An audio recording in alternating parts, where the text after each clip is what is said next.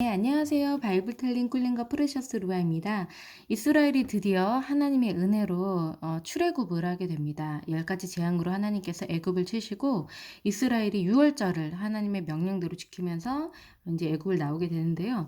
하나님께서 모세에게 말씀하십니다. 이스라엘 자손 중에서 사람이든 짐승이든 태에서 처음 난 모든 것은 다 내 것이다.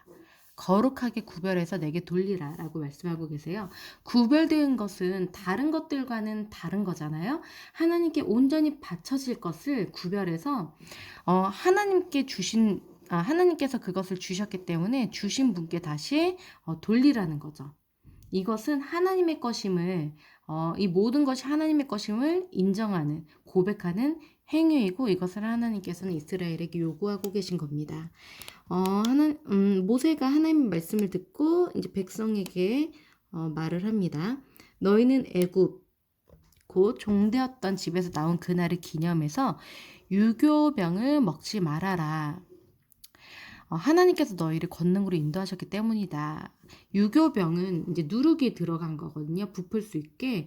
이 누룩은 신약에서도 예수님께서 굉장히 부정적인 비유로 사용하신 것인데 인본주의를 상징하기도 해요. 그러니까 하나님의 이제 말씀이 아닌 사람 자신의 판단, 자신의 생각, 사람들의 관습과 틀 이런 것들을 배제시켜야 된다는 거거든요. 무교병을 이제 그 유월절에 먹게 하셨는데 이 유교병은 먹지 말라고 하시는 거죠. 어떻게 보면은 선악과와 같은 의미가 있다고 할 수가 있어요. 선악과도 이제 하나님의 말씀이 아닌 사람이 자신의 생각으로 선과 악을 구별하려고 하는 그 주권을 가지려고 하는 그 시도가 선악과를 따먹는 거였는데 마찬가지로 하나님께서는 누룩이 들어간 유교병을 먹지 말라고 이스라엘에게 명령을 하셨고요. 하나님께서 약속하신 그 가나안 땅, 가나안 족속들의 땅에 도착하게 하시면은 이 예식을 계속해서 지켜야 된다는 거예요. 7일 동안 무교병을 먹고 일곱째가 되는 날에 그 거룩한 날 안식일에는 절기를 지켜서 안식일을 항상 지켜야 된다고 명령을 하시는 거예요. 하나님께서는 이 안식일을 굉장히 중요하게 생각을 하시고 이 날을 지키는 것을 하나님을 기억하는 거룩한 행위로 보시거든요. 그 7일 동안은 유교병은 안 된다는 거죠. 무교병을 먹고 유교병에 들어가는 누룩은 보이지도 않게 하라는 거죠. 죄는 보지도 먹지도 말아야 하는 거니까요. 그리고 이제 이 모든 것들을 자녀들에게 가르치라는 거예요. 이 예식은 아들들에게 이렇게 말을 하래요. 내가 애굽에서 나올 때 여호와께서 날 위해 행하신 그 출애굽 사건으로 인한 것이다라고 하나님의 구원을 전수하고 전파하라는 명령을 하고 있어요. 하나님의 그 명령을 행하심을 이제 다음 세대에게 전해서 하나님의 구원 사건을 계속해서 기억하고 이어지게끔 전수되게끔 전파되게끔 해야 한다는 거죠. 이것으로 너의 손에 기울을 너의 미간에 표를 삼아서 하나님의 말씀이 항상 너의 입에 있게 해라. 손에 기울을 새긴다는 거는 내가 보는 거고요.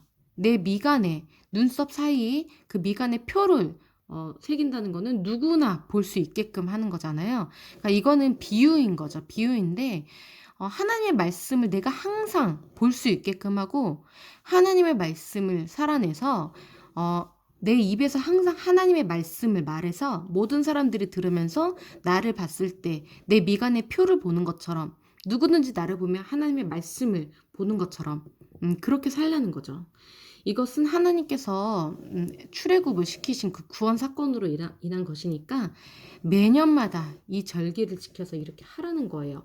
매년 해야 되는 거고요. 평생 해야 되는 거고 이것을 아들한테 전수로 해서 그 아들도 매년 평생 해야 하는 거니까 영원히 기억하라는 말씀인 거죠, 사실상.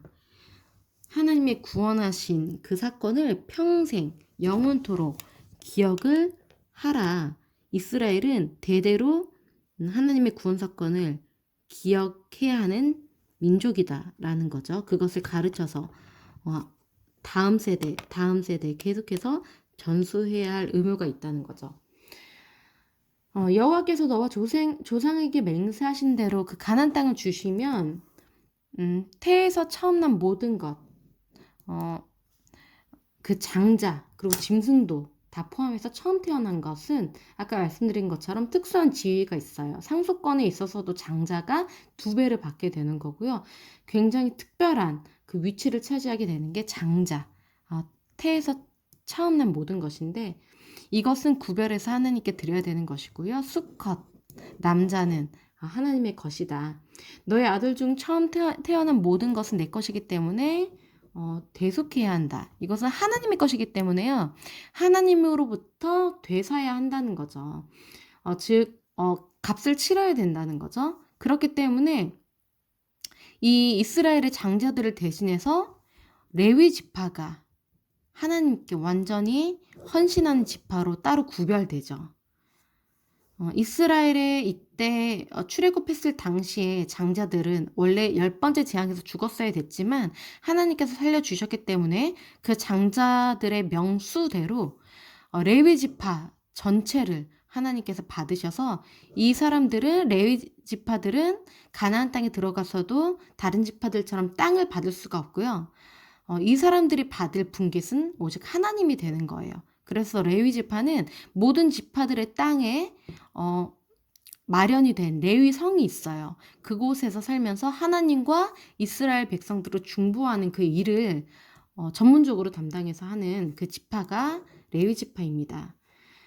이 구별된 것을 통해서 다른 것들이 하나님께 받아들여진 바가 되는 거예요. 하나님께서 이 너희 전체 이스라엘은 다 내 것이지만 그것을 대표해서 장자들을 내가 받겠다라는 거죠. 장자들을 받는 것은 이스라엘 전체를 받는 거라는 그런 의미예요. 후일에 너의 아들 다음 세대가 자녀들이 너에게 그 이유로 묻는다면 이렇게 얘기를 해라. 출애굽 사건을 얘기하라는 거죠.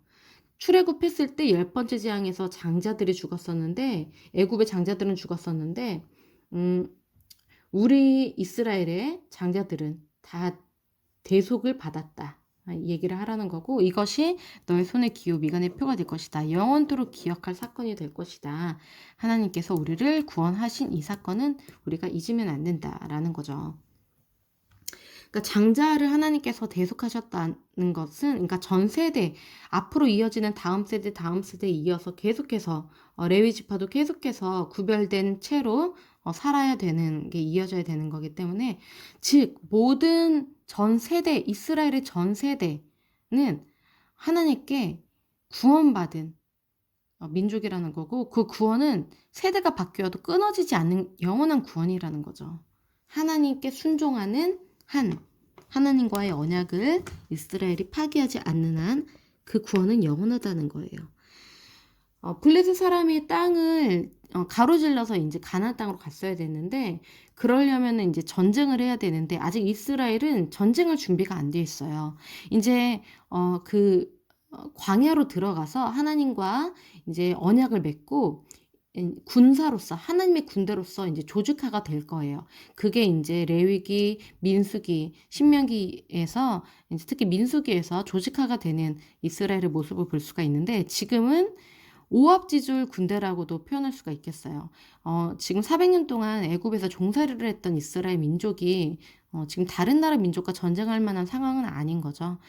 일단 하나님께서는 이스라엘이 전쟁이 나면은 애굽으로 다시 차라리 돌아가서 종살이를 한다고 할 수가 있기 때문에 홍해 광야길로 돌려서 인도를 하십니다.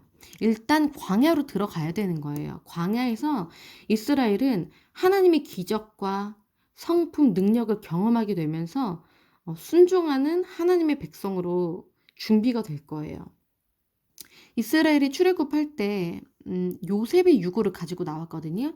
이 요셉은 하나님의 약속을 상징하죠. 요셉이 죽을 때 그 다음 세대 후세들에게 자신의 자녀들과 이스라엘에게 이렇게 얘기를 했죠. 하나님께서 반드시 너희를 찾아오셔서 약속의 땅으로 인도하실 건데 그때 내 유고를 가지고 떠나라. 요셉은 믿음의 사람이었기 때문에 하나님께서 가나안 땅으로 이 이스라엘 민족을 번성케 하셔서 가나안 땅으로 인도하실 것을 믿음으로 그것을 이스라엘에게 선포를 한 거죠. 요셉이 유고를 가지고 떠났다는 것은 이스라엘이 하나님의 약속을 가지고 광야로 출발했다는 거예요. 가나안 땅으로.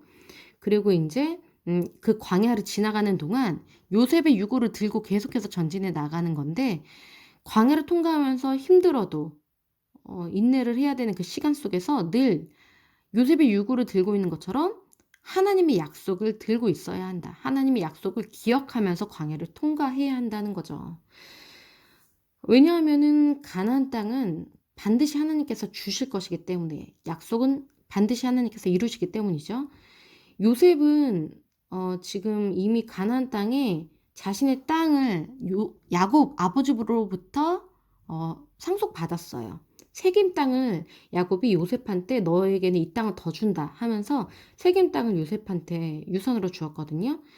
이미 요셉은 자신의 땅에 가나안 땅에 있고 자신이 죽더라도 그 땅으로 자기의 후손들 이스라엘이 갈 것을 알고 있었고요. 이제 이 이스라엘이 가나안 땅을 정복하고 가장 먼저 한 일이 요셉의 유고를 세겜 땅에 묻는 것이었어요. 약속의 성취를 상징하죠. 이 요셉의 믿음대로 이스라엘은 반드시 그 땅을 정복하게 된다는 것을 우리는 알고 있죠. 요셉을 통해서 시작된 이 일이, 즉 이스라엘을 하나님께서 번성하게 하신다고 하셨잖아요. 근데 요셉이 총리로, 예굽의 총리가 돼서 애굽 땅에 고센이라는 그 땅에 자신의 형제들이 살 곳을 마련해 두고 형제들을 아버지와 함께 다 초청해서 그때 70명이 이사를 왔거든요. 그래서 이 고센 땅에서 이스라엘이 번성을 하게 돼요. 이 요셉을 통해서 이스라엘이 번성할 터전이, 환경이 마련이 된 거죠. 그리고 400년 후에 드디어 번성이 되어서 출애굽을 했을 때 이제 이 요셉의 약속을 들고 지금 가나안 땅으로 전진을 하는 것입니다. 이제 광야 끝에 에담의 첫 번째 장막을 이스라엘이 치고요. 하나님께서는 이제 이 광야에서 구름 기둥과 불 기둥으로 이스라엘을 인도하십니다. 구름 기둥과 불 기둥으로, 밤에는 불 기둥으로 환하게 밝혀주시고 따뜻하게 하시고 길을 인도하시고, 낮에는 구름 기둥으로 그 성막에 구름이 내려앉아 있으면은 1년이든 2년이든 여기서 이제 지내야 되는 거고요. 구름 기둥이 떠오르면은 이스라엘은 전진하는 거고 구름 기둥이 있는 곳으로 가는 거죠. 그렇게 하나님께서 항상 이스라엘을 인도하시는 거예요. 이렇게 이스라엘은 광야에서 하나님의 일하심을, 인도하심을 직접 눈으로 보면서 그 시간을 보내는 겁니다. 그래서 광야는 하나님의 인도가 보이는 곳, 하나님의 그 말씀이 있는 곳이에요. 시내산에서, 광야 속에 있는 시내산에서 십계명을 받고 하나님의 말씀을 받았잖아요. 광야는 하나님의 말씀이 있는 곳이다 라는 거죠. 시내산에 하나님께서 강림하시는, 지진이 일어나고 그 불이 시내산에 이제 떨어지고 나팔 소리가 울려 퍼지고 하나님이 임재하는 그 모든 현상을 이스라엘이 다 눈으로 봤어요. 그리고 하나님의 말씀, 하나님께서 직접 쓰신 그 돌판을 모세가 가지고 내려온 그것을 이스라엘 사람들은 보았고요. 이렇게 광야에서 하나님을 직접 그 일하심, 살아계심을, 전지전능하심을 이스라엘은 경험을 했어요. 하지만 이렇게 하나님을 보고 듣고 만지고 경험을 했지만 이스라엘은 광야를 지나는 동안 계속해서 불순종하고 불평해서 결국에는 징계를 받고 심판을 받는 것들이 계속 반복이 되죠. 이것을 봤을 때 우리가 보는 것이 곧 믿음은 아니라는 것을 알 수가 있어요. 내가 체험하는 것이 곧 믿음으로 연결되지는 않는다라는 것을 알 수가 있죠. 보지 않고 믿는 자가 복되다라고 예수님께서 말씀하신 것처럼 우리가 보지 않아도, 느껴지지 않아도 하나님의 말씀이 우리에게 주어져 있잖아요. 그렇기 때문에 보지 않고 믿는 것이 더 귀하고, 우리가 본다고 해서, 뭘 만진다고 해서, 기적을 경험한다고 해서 그것이 절대 하나님을 향한 신뢰로, 절대 순종으로 이어지지는 않는다라는 겁니다. 드디어 이제 홍해에 도착을 하게 되는데요. 어, 하나님께서 이 바닷가에 장막을 치라고 말씀을 하셔서 이스라엘이 장막을 치는데, 바로가 이스라엘 자손이 광야에 갇혔다고 생각하고 뒤쫓아 올 거라고 하나님께서 미리 알려주시죠. 그래서 내가 이 일을 통해서 영광을 얻을 것이다 라고 말씀하시고요. 이 애굽 왕에게 이스라엘이 도망한 사실, 이 바닷가에 장막 친 것이 그러니까 바닷가에 장막을 친 사실이 이제 애굽 왕에게 전해진 것 같아요. 우리가 왜 이스라엘을 도와줬을까? 갑자기 후회가 되면서 바닷가에 장막 친 이스라엘을 다시 붙잡아서 데리고 올 계획으로 뒤쫓아갑니다. 지휘관들이 병거 600대를 이끌고 애굽의 모든 병거를 다 동원해서 지금 이스라엘을 뒤쫓아가죠. 그러니까 지금 바닷가 앞에 장막을 쳤기 때문에 바로는 이스라엘 자손이 광야에 갇혔다라고 지금 생각을 하는 것 같아요. 함정에 빠졌다고 생각을 하지만 사실상 곧 바로가 애굽 군대가 오히려 하나님의 함정에 빠지게 되는 거죠. 이 일을 통해서 하나님께서는 내가 여호와인 줄, 참 하나님인 줄, 유일무이한 참 신인 줄 모든 세상이 알게 하겠다라고 하시는 거죠. 이 애굽은 세상 혼돈 세력의 집산지라고도 표현할 수가 있겠어요.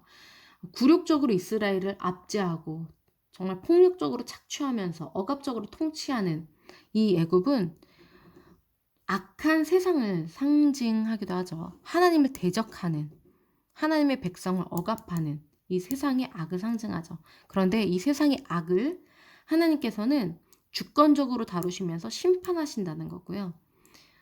이 깨어진 창조 세계를 하나님께서 다시 질서 있게 바로 잡으시는데, 그 과정에서 이 세상의 악은 심판을 받게 된다는 거죠. 이 일을 통해서 하나님의 백성은 재창조가 되는 거고요. 홍해를 가로질러서 이제 구원을 받잖아요. 하나님의 백성이 마치 아이가 태어나듯이 재창조되는 그런 사건이 이 홍해 사건이라는 거죠. 하나님의 백성이 구원을 받고 악의 세력은 심판을 받고, 하나님의 백성이 새롭게 태어나면서 새로운 땅으로, 약속의 땅으로 인도를 받는 이 구원 사건. 하나님께서 이 우주적인 창조를 다시 창조 질서를 다시 세우시면서 회복시키시는 사건이 홍해 사건이다라고 저희가 생각해 볼 수가 있겠어요. 그래서 제국의 종말, 심판 받는 이 사건은 하나님께서 세상의 악을 심판하시는 사건이고 자신의 백성들을 탄생시키는 그런 사건이다라는 거죠. 담대하게 이스라엘을 향해서 이 바로의 군사들이 질서 있게 대우를 지어서 행진을 지금 하는 모습들을 볼 수가 있고요. 거의 다 왔을 때 이스라엘이 혼비백산합니다. 너무 두려워서 여호와께 부르짖으면서 모세에게 지금 따지죠. 애굽에 매장지가 없어서, 무덤이 없어서 우리가 이 광야에서 죽게 하느냐. 피라미드가 애굽에 있잖아요. 사실 피라미드는 무덤이잖아요. 애굽은 죽음의 땅으로도 상징이 될 수가 있겠어요. 애굽, 그곳에는 우리가 죽어 묻힐 땅이 얼마나 많은데, 우리가 어차피 죽을 거라면 그냥 거기서 죽지 왜 이 광야에서 힘들게 와서 죽어야 되냐. 지금 이스라엘 자손들은 계속해서 지금 죽음 앞에 서서 죽을 거라고 생각하고 죽음의 절망이 휩싸여 있는 거예요. 지금 이렇게 하나님께서 이스라엘이 잘해서가 아니라 하나님께서 그들의 조상에게 약속하신 대로 구원을 거저 주신 거예요. 얼떨결에 구원을 받은 것에 대해서 정말 그 은혜에 대해서 자신들의 노력과 공로로서 구원받은 게 아니기 때문에 오히려 감사해야 되는데 전혀 감사가 없는 거죠. 오히려 종살이가 익숙해서 우리가 종살이했던 애굽에서 차라리 죽는 게 더 익숙하다라는 거죠. 우리가 언제 출애굽하고 싶다고 했냐, 애굽 사람을 섬긴다고 내버려 두라고 했는데 왜 여기로 끌고 나왔냐라는 건데, 이스라엘이 구원받은 것은 스스로 하나님을 섬기기로 의롭게 선택한 것이 아니라 하나님께서 주권적으로 이스라엘을 구원해 주셨다는 거예요. 이들의 그 구원은 하나님께서 지금 주권적으로 하셨지만 이제 광야에서 시내산에서 하나님의 백성이 되겠습니다 하고 언약을 맺은 이후에는 이스라엘에게 의무가 이제 생기기 때문에 그때부터는 이스라엘이 하나님께 받은 말씀을 받았기 때문에 그때부터는 하나님의 말씀을 지킬 의무가 생겼고 그때부터는 하나님의 말씀을 지키지 않으면은 저주가 임하게 되는 거예요.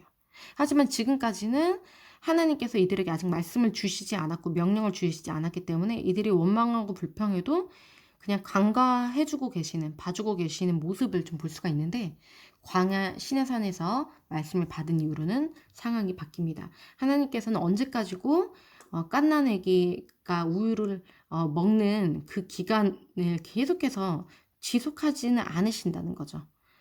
갓난 아이 시절이 있으면은 이제 성장해서 뛰어노는 시절, 그리고 이제 학생으로의 시절, 그리고 이제 성인의 시절 계속해서 성장해야 되는 것처럼 이스라엘도 지금은 태어났기 때문에 태어나는 과정이기 때문에 이들의 지금 불만을 하나님께서 간과해 주시지만 시내산에서 말씀을 받은 이후에는 이들에게는 성숙해야 할 말씀을 지키고 순종해야 될 의무가 부여된다는 거죠.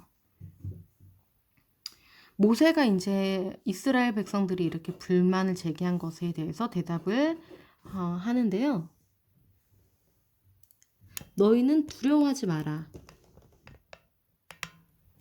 두려워하지 말고 가만히 서서 하나님께서 너희를 위해서 하시는 것을 봐라. 라고 지금 얘기를 하고요.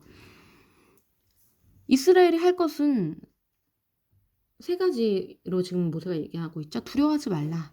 그 다음에 가만히 서 있어라. 그리고 하나님의 구원을 그냥 봐라. 라고 하는 거예요. 이때는 이스라엘이 싸울 것이 없어요. 그냥 하나님이 싸우시는 것을 보기만 하면 돼요.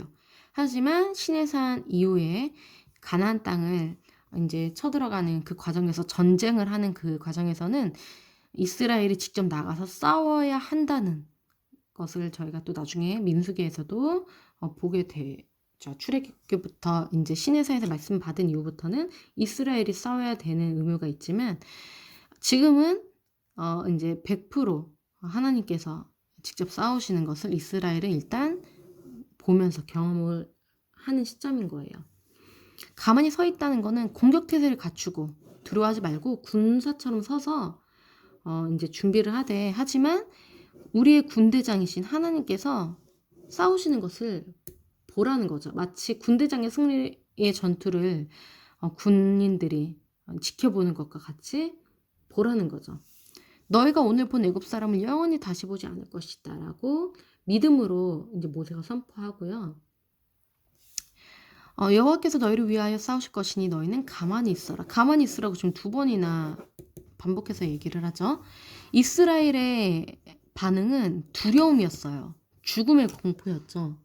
하지만 모세는 하나님의 약속을 붙든 믿음의 말을 하고 있어요. 이스라엘과 모세의 반응이 굉장히 대조가 되면서 믿음이 없고 하나님의 말씀을 듣지 않은 연약한 이스라엘과 하나님을 만난 하나님의 말씀을 받은 믿음의 사람이 모세의 그 반응이 두려움 상황 가운데서의 반응이 굉장히 극명하게 대조가 되고 있죠. 하나님께서 지금 모세에게 이제 말씀하십니다. 너는 왜 내게 부르짖느냐? 이스라엘 자손에게 명령해라. 앞으로 나아가라고.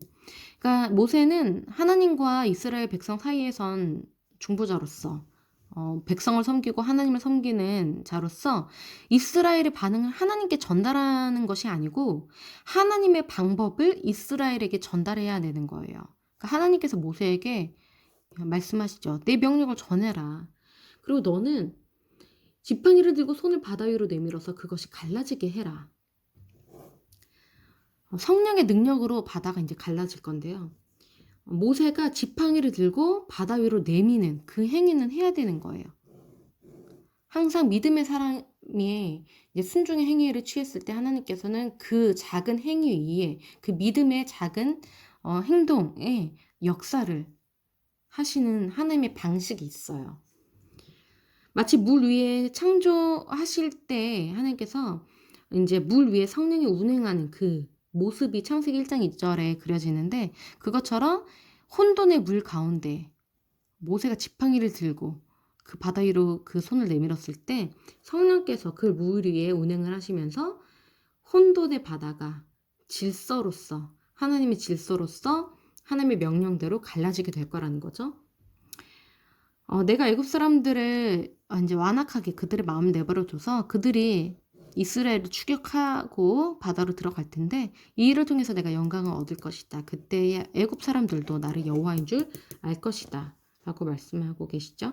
대제국인 애굽이 노예 이스라엘에게 패배할 것이라는 거죠. 왜냐하면은 그 노예 이스라엘은 사실 노예가 아니고 하나님의 백성이기 때문에 이 땅의 대제국인 애굽보다 엄청난 권능을 가진 그런 민족이라는 거죠. 특별한 민족이라는 거죠.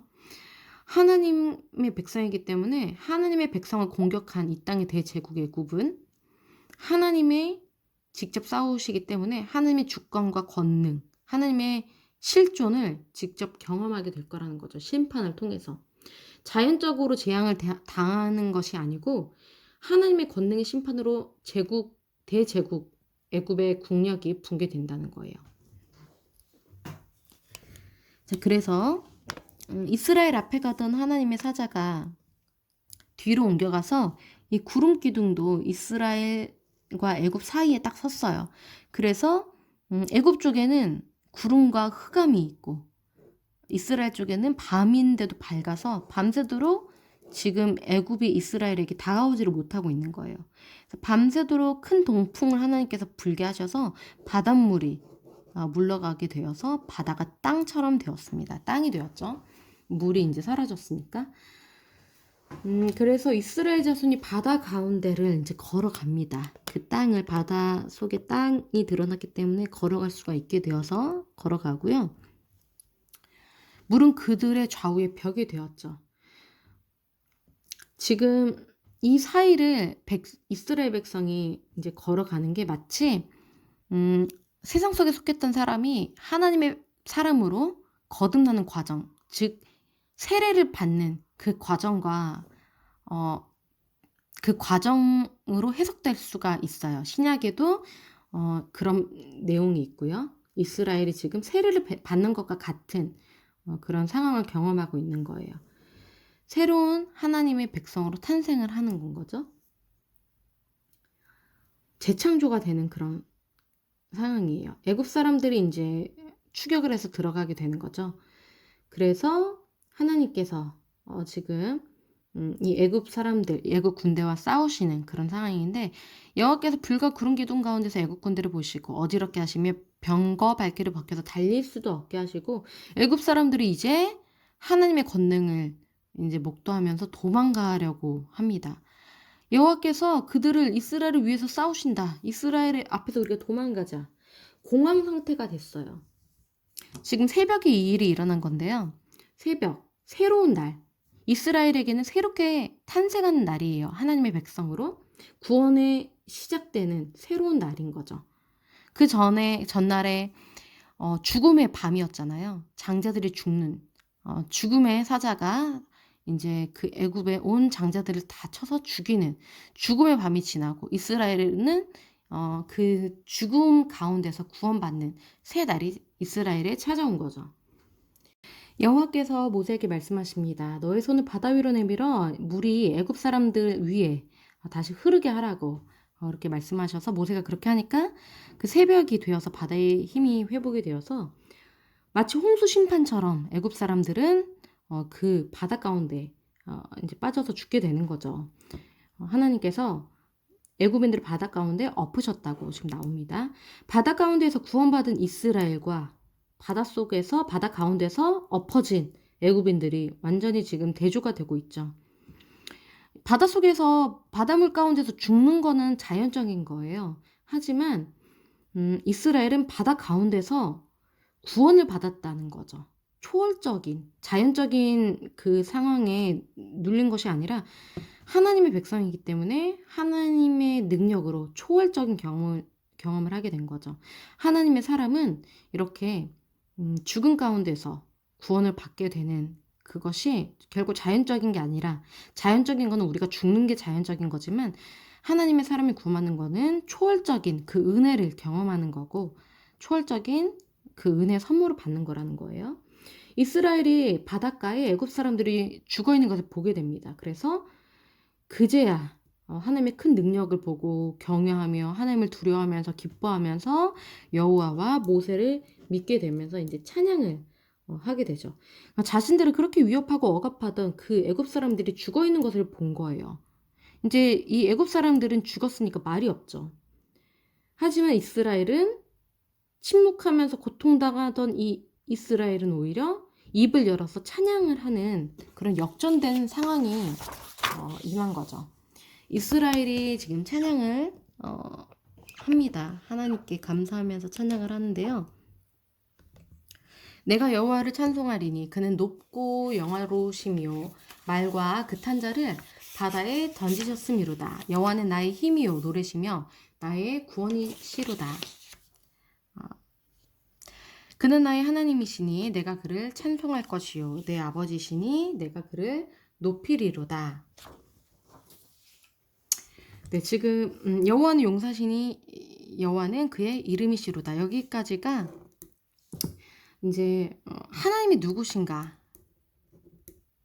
그것을 이제 고백하고 찬양하는 거죠. 하나님께서 애국 군대를 던지셨다. 하나님께서 권능을 행하셨는데 그 하나님이 누구시냐는 거예요. 이스라엘이 이제 드디어 하나님이 이러신 분이구나 하고 고백하는 거죠. 하나님은 내 힘이시다. 이스라엘은 압제를 당했잖아요. 힘이 없었어요. 그런데 하나님이 내 힘이 되어주셔서 나를 구원해 주신 거예요. 하나님은 나의 노래시다. 지금 기쁨의 구원의 노래를 부르고 있어요. 그전에는 부르짖었잖아요. 고통 속에서 부르짖던 이스라엘이 하나님을 얻게 되면서 노래를 부르게 된 거예요. 하나님은 내 노래시다. 기쁨을 주시는 분. 하나님은 나의 구원이시로다. 이스라엘은 세상의 노예였어요. 감금당하고 착취당하는 그런 노예와 같았는데 구원을 받은 거예요. 왜냐하면 하나님께서 이들과 함께 하셨기 때문이죠. 그가 나의 하나님이다. 그래서 내가 그를 찬송할 것이다. 이 찬송은 구원받은 자의 반응인 거죠. 구원받은 자가 자신을 구원하신 그 구원자에 대해서 찬송하는 것이 마땅한 반응인 거예요. 하나님께서는 이스라엘 전체를 구원하셨지만 그 이스라엘 개개인에게는 나의 하나님이 되는 거죠. 구원은 각자에게 임한 개별적인 사건이기도 하기 때문에 이스라엘 모두 한 명 한 명은 하나님을 나의 하나님으로 받아들이게 되는 거예요. 내 아버지의 하나님이시다. 이스라엘은 이제 자신의 조상의 하나님을 들어서 알고 있었지만 그 하나님을 드디어 이제 이 사건을 통해서 경험하게 된 거예요. 내 조상의 하나님을 나의 하나님으로서 이제 드디어 만나게 된 거죠. 내가 그를 높이겠다. 구원받은 이스라엘이 마땅히 할 반응은 찬송하는 것, 그리고 높이는 것, 경외, 하나님을 경외하는 것이 마땅한 하나님의 백성의 반응이라는 거죠. 여호와는 용사시구나. 하나님은 정말 전지전능하시구나. 여호와는 그의 이름이시다. 내가 그분을 알았다. 여호와 하나님이 누구신 줄 알았다라는 거예요. 그가 이 세상의 권력자, 대제국을 엎으셨다. 그 군대를 바다에 던지셨고 그들을 깊은 물로 덮으셨다. 그래서 그들이 홍해에 잠겼고 그들이 가라앉았다. 하나님의 권능을 그 힘과 그 행하신 일들을 묘사하는 거죠. 하나님이 우리가 정말 상대할 수 없었던 그 큰 악의 세력을 가뿐히 던지시고 가볍게 덮으셨다. 그래서 그들이 잠겨버렸고 가라앉고 멸망할 수밖에 없게 되었구나. 여호와여, 주의 오른손이 권능으로 영광을 나타내시니이다. 하나님께서 그러니까 심판하셨구나. 그것을 권능으로 영광을 나타내셨다. 악의 세력을 심판하시면서 그 사건을 통해서 하나님의 능력이 드러나게 되는 거잖아요. 하나님께서 하나님의 능력을 나타내셨다는 거죠. 원수를 이렇게 심판하셨다. 원수를 부수셨고 그들을 엎으셨고 그들을 사르셨다. 불사르는 것처럼 완전히 소멸시키셨다. 죽이셨다. 없애주셨다라는 거죠. 그리고 반면에 이스라엘은 구원하셨다는 거예요. 하나님께서 그 파도 물을 언덕같이 일어서게 하고 큰 물을 엉키게 해서 우리가 그 바다 한가운데로 지나갈 수 있도록 우리는 구원해 주셨다라는 거죠. 하나님께서는 이 물의 통치자가 되시는구나. 바다의 통치자, 바다의 주권자. 그래서 바다가 그의 말에 복종하여서 우리가 걸어갈 수 있게끔 갈라졌다. 예수님께서 물 위를 걸으신, 그리고 파도를 향해서 명령하셔서 잔잔하게 하신 그 사건을 통해서 우주 만물의 왕이시구나, 그 제자들이 고백할 수밖에 없었잖아요. 마찬가지로 이스라엘도 이 바다를 잔잔케 하시고 바다를 자유자재로 운행하시는 하나님, 창조주의 능력을 경험한 거죠. 그러면 왜 우리를 구원하시고 애굽을 심판하셨는가? 그 근거인 것, 심판의 근거. 왜냐면 원수들이 내가 이스라엘 하나님 백성을 나누고 빼앗고 착취하고 내 욕망을 채울 것이고 점령하고 압제하고 그들을 없앨 것이다, 멸할 것이다, 학대할 것이다, 이렇게 하나님의 뜻에 대적했기 때문에 그들은 심판받을 수밖에 없어서 물에 덮여주고 잠겨서 죽을 수밖에 없었다라는 거죠. 그리고 또 이제 하나님이 누구신가? 그들이 이제 선포합니다. 여호와여 신중에 주와 같은 자 누굽니까? 하나님은 신이십니다. 유일한 신이십니다. 라는 거죠. 주와 같이 거룩함으로 영광스러우며 찬송할 만한 위엄이 있으며 기이한 일을 행하는 자가 누굽니까? 하나님은 이런 분이십니다. 유일하신 하나님이시고 거룩하시고 영광스러우시고 찬송받으실 만하시고 위엄이 있으시고 기적을 일으키실 수 있는 그런 분이 우리의 하나님 여호와십니다. 라는 거죠. 심판하시고 구원하시는 하나님에 대해서 다시 한번 얘기를 합니다. 그가 그들을 삼키셨고 우리들은 인도하시고 하나님의 거룩한 초소, 그 하나님의 약속의 땅에 들어가게 하시는군요. 이 일들이 지금 애굽과 이스라엘만 아는 일이 아니고 이 일이 지금 다 주변 모든 국가들의 이방 나라들의 전파가 됐어요. 소문이 퍼졌다는 거예요. 여러 나라가 들고 이 일을 들고 떨고 블레셋, 에돔, 모압, 가나안 주민 다 두려움에 잡히고 놀라고 떨리고 낙담하게 되었습니다. 이스라엘의 하나님, 살아계신 하나님의 능력을 이 사람들이 보고 들었기 때문에. 그런데 그 이스라엘이 자신들을 향해서 전진해 오고 있거든요. 이스라엘은 힘이 하나도 없는 노예였을 뿐이었지만 이제는 하나님의 백성으로서 보호를 받는 그런 유일무이한 아주 특별한 민족이 된 거죠. 이스라엘은 이방 사람들이 블레셋, 에돔, 모함, 가나안 이방 사람들이 봤을 때 하나님의 민족이기 때문에 대항할 수가 없는 거예요. 왜냐하면 대제국 애굽을 무너뜨리고 나온 이스라엘을 우리가 어떻게 싸울 수 있을까? 이방 민족들은 두려워하기 시작했다는 거죠. 하나님의 백성인데 저들은 우리가 어떻게 해야 하나 떨고 있다는 거예요.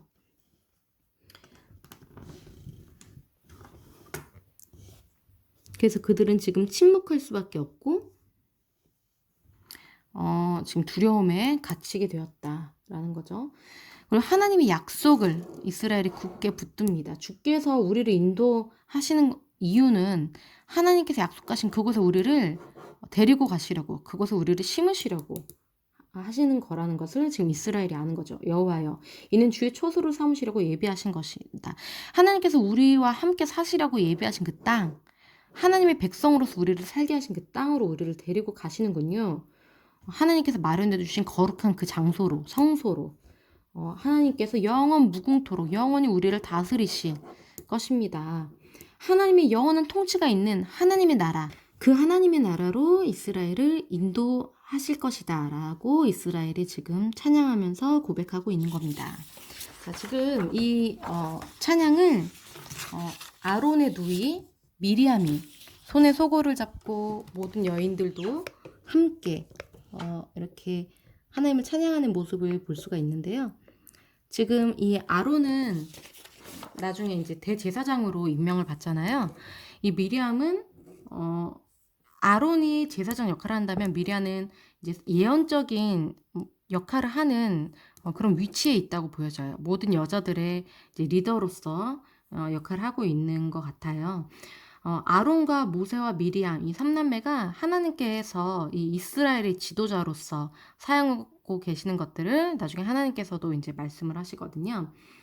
이 미리암은 성경에 나오는 여자 선지자, 뭐 드보라, 훌다, 뭐 안나 뭐 이런 사람들과 함께 성경에서 나오는 많지 않은 중요한 여선지자로서 나오고 있어요. 이렇게 여인들이 전쟁에서 돌아오는 승리한 남자들을 환영하면서 승리의 노래를 부르는 것도 성경에 몇 차례 나옵니다. 사사기의 입다의 딸이 이제 아버지가 전쟁에서 돌아올 때 승리를 이제 축하하면서 나오는 그런 장면도 있고요. 이렇게 미리아가 지금 기뻐하면서 이스라엘 백성에게 찬송하라고 촉구하고 있어요. 너희는 여호와를 찬송하라. 이거는 명령인 거죠. 그는 높고 영화로우시고 말과 그 탄자를 바다에 던지셨다. 하나님께서 우리를 구원하시고 저들을 심판하시고 우리를 약속의 땅으로 인도하시니 너희는 하나님을 찬송하라. 우리가 찬송하자 하고 지금 이제 이스라엘을 하나님 앞으로 찬양하는 민족, 하나님의 민족으로 인도를 하고 있습니다. 지금 그러니까 모세와 미리암 그리고 아론 이 3남매가 앞으로 이스라엘을 광야에서 약속의 땅으로 인도하는 데 있어서 이제 이 공동체를 리드하는 중요한 리더로서의 역할을 하면서 이스라엘의 하나님의 백성으로서 강력하게 단결하고 조화롭게 그러니까 하나님을 찬양하는 그런 민족으로 지금 인도를 하는 역할을 부여받은 것을 알 수가 있어요. 중간에 아론과 미리암이 그 역할을 제대로 시행하지 못하고 이제 하나님 앞에 이제 범죄하고 이스라엘을 분열되게 하려는 그런 시도들이 있었을 때 이 아론과 미리암, 특히 미리암을 징계하는 그런 내용도 중간에 나오기도 합니다.